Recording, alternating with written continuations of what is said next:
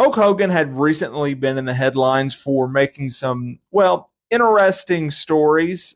Yes, creating some interesting stories. And I thought it would be fun to go through some of the more outrageous lies that he has told over the years, because Hulk Hogan, obviously the biggest star in wrestling history, well, he likes to tell stories and they're a little far-fetched. So let's break it down. One famous story was that he nearly played for the New York Yankees. While yes, Hogan did play Little League baseball, and even in high school he played baseball, he has claimed that he could have been in the MLB Hall of Fame, not WB's, because he claims that he was scouted by both the New York Yankees and the Cincinnati Reds until he broke his arm that ended his major league hopes. Now, it should be noted that neither the Yankees or the Reds have ever claimed to scout Hogan or did scout Hogan, but Hogan believes that he could have been an MLB guy. Another tall tale was how The Undertaker almost broke his neck. Okay, so by the late 1991, Hogan's popularity started to wane a little bit, and that forced them to bring in like a Ric Flair, and they also pushed Hulk Hogan to a position where he would bring The Undertaker up. And so at Survivor Series, when The Undertaker beat Hulk Hogan for the WB title, after Ric Flair had slid a steel chair into the ring for Taker to hit him with a tombstone, well, Hogan went over the top and claimed that he was inches away from being paralyzed. The Undertaker has gone on record by admitting that he actually believed this for years, because Hogan, he went to the hospital, he was agonizing in pain backstage, saying that he had to call his children, and he really believed that he dropped Hogan on his head, until he realized years later that Hogan's head was never even close to hitting the chair or the mat. And it made him change his perception of Hogan at that time. Hulk Hogan claims that he once wrestled 400 days in 1 year. And you're asking, well, how is that possible? There's only 365 days in each year. Well, Hogan has an explanation for that. Don't you worry. He claims that he wrestled so much back in the day between the United States and Japan that the time difference made up for 400 days, and it was a possibility. And while, yes, I know back in the 70s, the 80s, even sometimes in the 90s, they worked over 300 days a year, that would indicate that Hogan would have had to wrestle every single year, even for his own calculations, to work.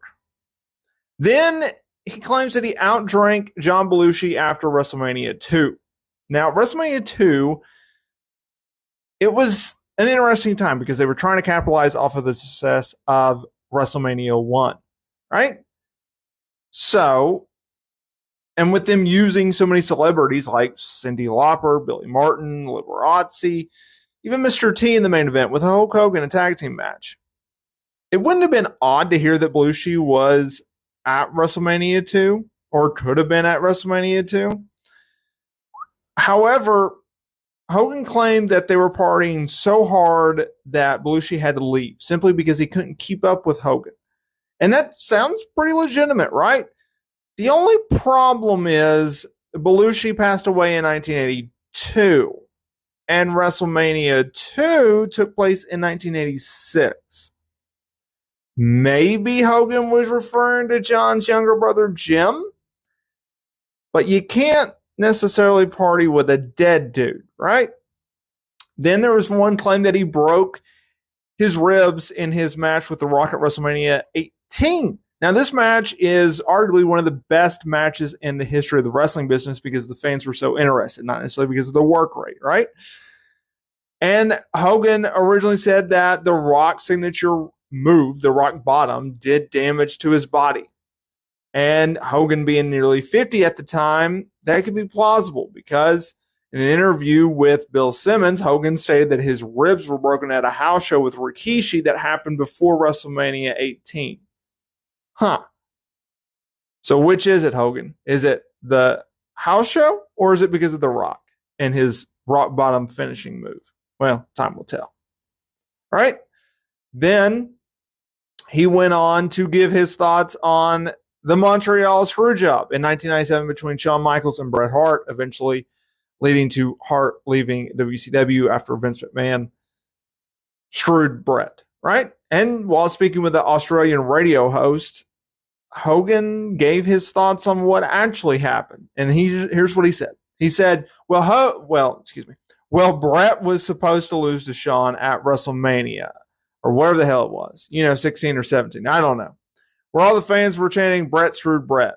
Vince, they had a disagreement. Bret told Vince McMahon, I'm not losing to Shawn Michaels in Canada. And Shawn Michaels went out there and pulled a fast one on Bret and held him down and pinned him, and Bret couldn't do anything about it.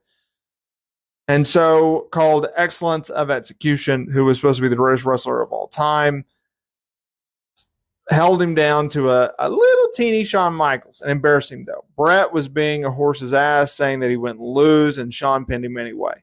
Well, there's a problem with that. The original finish was a squash, right? It's supposed to be a DQ. And what actually happened was Shawn put him in the sharpshooter, Bret's own finishing move, and Vince McMahon had Earl Hebner call for the bell. So it was technically a submission. He was not pinned. I have no idea what Hulk Hogan was talking about. Also, the match happened at Survivor Series. Yeah. My favorite is that Andre the Giant weighed 600 pounds at WrestleMania 3 when he suplexed him. I think that's still hilarious. Even when he was speaking with Bill Simmons on his podcast, Hogan said that Andre was over 650 pounds at the time. I've also heard another version of the story about how he ripped like muscles and tendons in his back when he did the suplex. Yeah. He also talked about how the slam at WrestleMania 3 was a last minute thing, but according to Dave Meltzer, that's just simply not true. And rightfully so. I've also heard stories where Hogan didn't know the finish going into the match, and that even backstage at WrestleMania 3, Andre was like kayfabing him and not telling him whether or not he was going to do the job, and he was concerned. Another one is that he could have been in Metallica, one of the greatest rock bands of all time, which is hilarious. He claimed that both Metallica and the Rolling Stones wanted him to be their bass player, but Metallica's members have denied this in the past, including Lars Ulrich, right?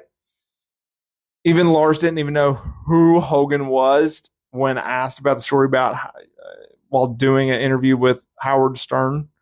And another one, which makes no sense whatsoever, and why you would lie about this, I have no idea, was the fact that he didn't know that Rock and Steve Austin were going to come out at WrestleMania 30 for their promo segment to start the show.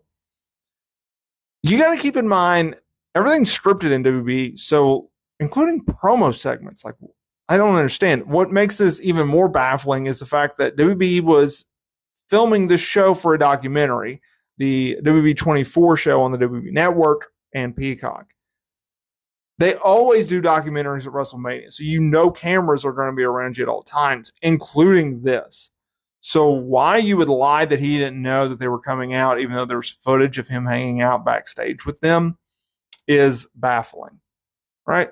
It's baffling. But Hogan is one of the greatest storytellers of all time. Sign me up for any Hulk Hogan story.